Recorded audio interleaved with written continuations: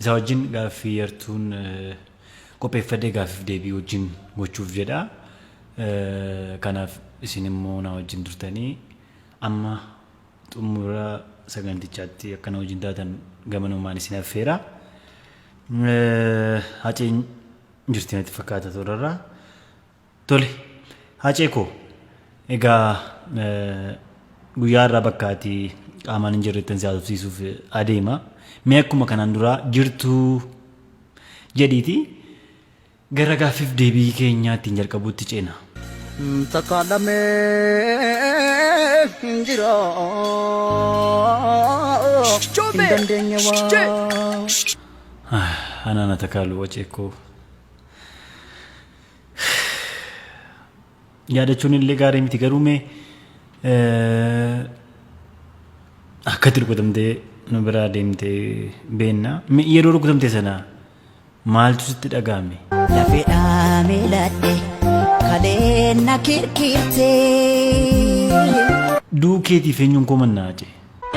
Mee baramoo dhaloota kam komannaa?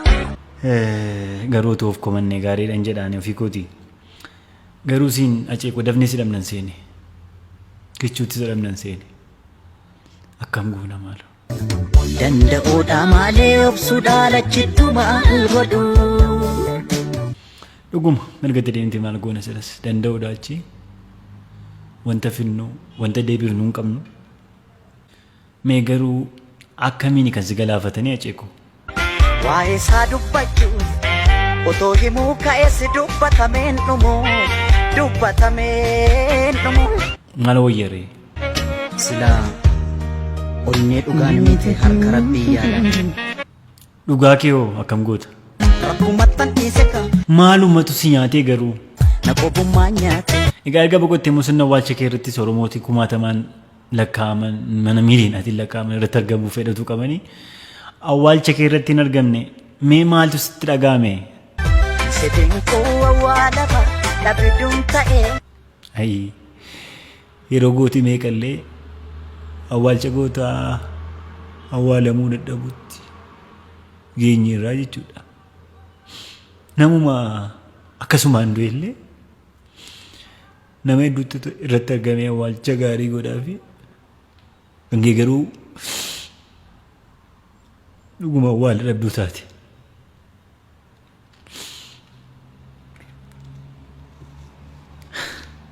Nee ta'u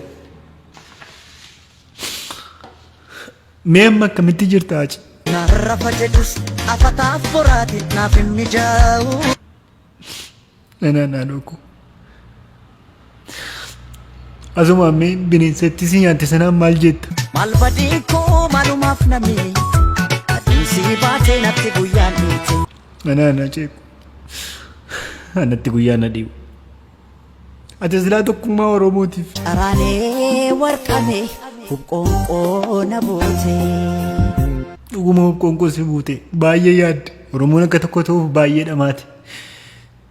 Si milkaa'ee nafte garuu tokkummaa Oromoof akka sana hiitee hubqoonqoo si dhumee akkasumaan waan hafu sitti fakkaatee ture. Anaatti hin fakkaanne. Akkam beekuttis akka Oromoon mara beekuttis ati waan kaateef galmaan hin geenye tokkummaan Oromoo hin jiru amma gandaa wal qoonneerraa amantii wal qoonneerraa godinaa wal qoonneerraa utuu siin milkaa'iin maaliif kichuutti nu jalaa deemte maaloo achi? Lafti galma kootisi na jalaa fagaate. Sababa jalaa fagaatteef dhiistee deemte haa ta'u. Egaa dachee naga siliqimsitee of keessa si gashatte tutureera. Akkamii amalli dachee? Gara jabeettiidha malaa namaan himtu. Hacee warra ergumaati boqotteeyyuu maqaa keen dallalaan jiranuuf maal jetta? Anaan na qabattee maaf anaan na miita. Sedhamne kan miidhamnu irratti faayidaa siyaasaaf jecha hekeraa kee illee boqochisaan jiran miti hacee. Na aarsu bifum tokkoon meeqan du'e bifum tokkoon meeqan du'e. Dhuguma meeqa duute? Biyyi tokko du'aati meeqa duute beektaa? Goota. Egaa ati dabartee booda waan amma Oromoon keessa jiru kana otoo dhageessee hoo maal jettaa jee? Ooyee mankaraaree imimmaanii lakkuroobse. Amma iyyuu rakkoon Oromoon dhaabbanne maceeku. Anaan anaanii jedhamee fiyya anaa nyaatu biyya qomootiyya. Kun hundi maaliif Oromoo irratti ta'a garuu? Dubbii keenya takkan taane. Darara kana hunda kan nuti agarruuf kan nuti biliqas hidhamneefoo.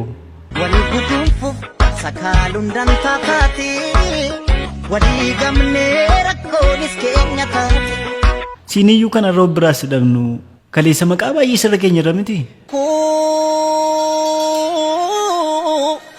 Naaf gameera waa'uu. Silaa kan sitti duulu. Namaa bineensan qabu. Atoo kaayyoo fi ga'umsa kidhiistee dagattee taa'acee. Hin daganne. Maaliif ija sitti diimeffatu garuu? Kan qaba. Dhugaadha. Aceeku Oromiyaa hedduudhuma tokko jaallatta miti? Dammuma birraa natti taate. Mee Oromiyaadhaan maal jettee turte? Siif jiraadhee du'uun koo egaa waan hin oolle. Aceegaa ati tokkummaa Oromoofis baay'ee namoota qabsaan keessaa tokko turte miti? Otoo naaf milkaa'e. Egaa bar tokko ni milkaata. Tokkummaa dhaabbilee Oromoofis akka ati qabsoofte beekaa? Har'aa boreetu kana fidee. Acee sababa hangaa irratti Oromoon tokko ta'uu dhiisee gandaaf godinaan wal qoodeef deebii argattee qabdaa laata? Eenyuun na deebisee. Siif milkaa'ee bar tokko ta'uu Oromoon tokko ta'ee maal jetta? Kunoo har'as annan jira. Eeyyee dhuguma ta'uu Oromoon tokko ta'ee wal qooduu dhiisee tokkummaan dhufte. Hacaaluun kaayyoon isaa kana sababa tureef jirtaa jenna nus sila. Ati mee dhimma Oromoo facee? Fira kootiin gargar ba'e. Fira faana gargar ba'e. Dhuguma Oromummaa si galaafate. Oromoof jiraachuutiif malee utuu akkuma warra kaaniitti jirta ta'e yoona lafa barbaadde akka barbaaddetti jiraatta. Tokkuma warra kaanii ta'e. Garuu sababati waa'ee Oromoo dhimma Oromoo haasoftuuf yeroo hundumaa Oromoof dhaabbattuuf kun sirra geessee Acee. Maal jettamee waan biraas silaas waan nabdu jedheetanii of harkaa waan haasoftu.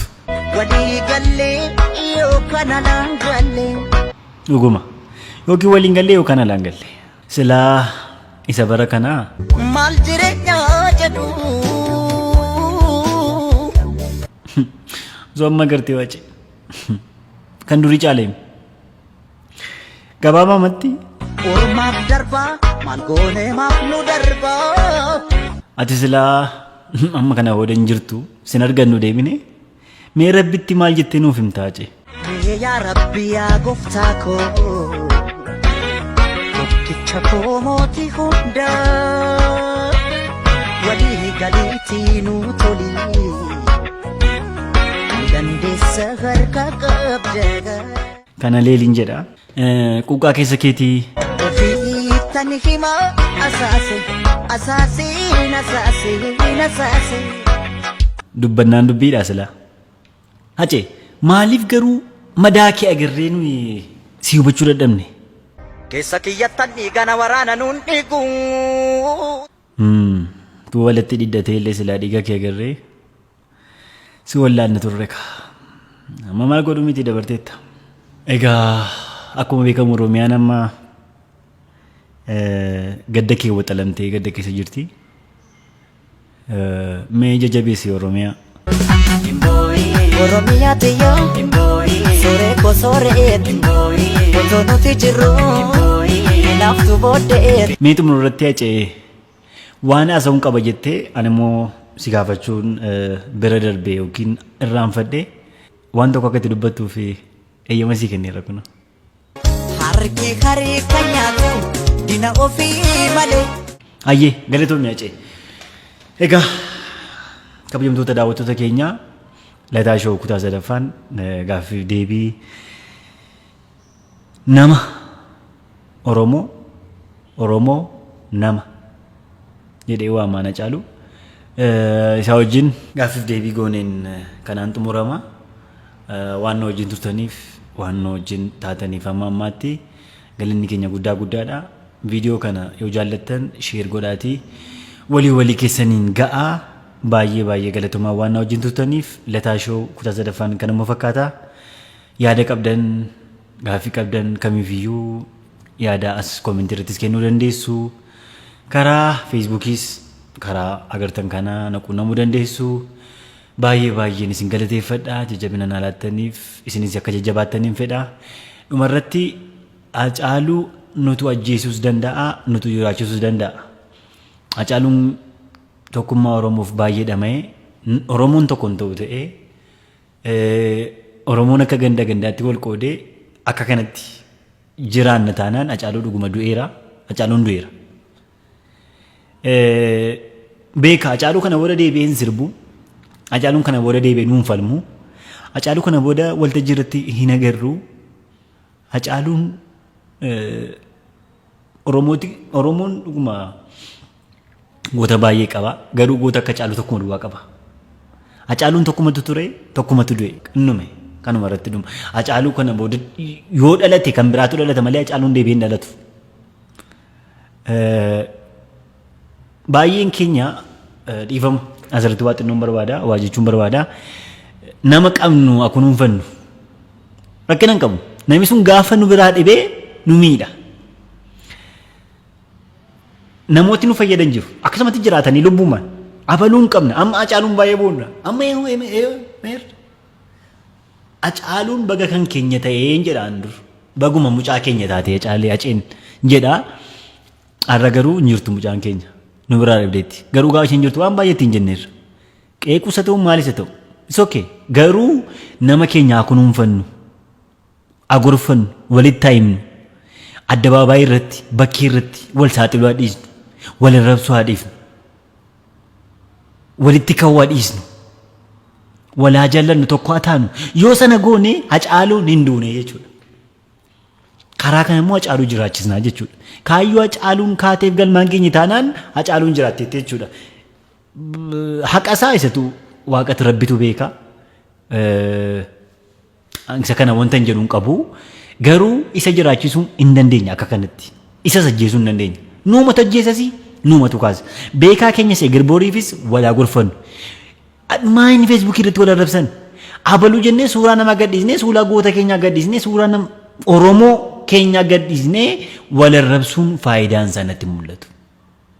Utoo Oromoo arrabsina ta'e waan tokko rakkina hin qabu. Nuuma taanaan garuu walaa gorfannu karaa keessaa karaa namoota bebbeekanii walaa gorfannu akkasanan jedha. Namni gaafuma nu biraa deemu nu miidha. Gaarummaan isaas kan agarru. Gaafuma inni nu biraa dhibuudha. Hacaaluun deebi'een sirba hin sirbu. Hacaaluun deebi'ee rakkoo uummata isaa ba'een dubbataa ija fuudhee hin jiru. Cal boollaa gadi ta'eera hin jiru kana booda.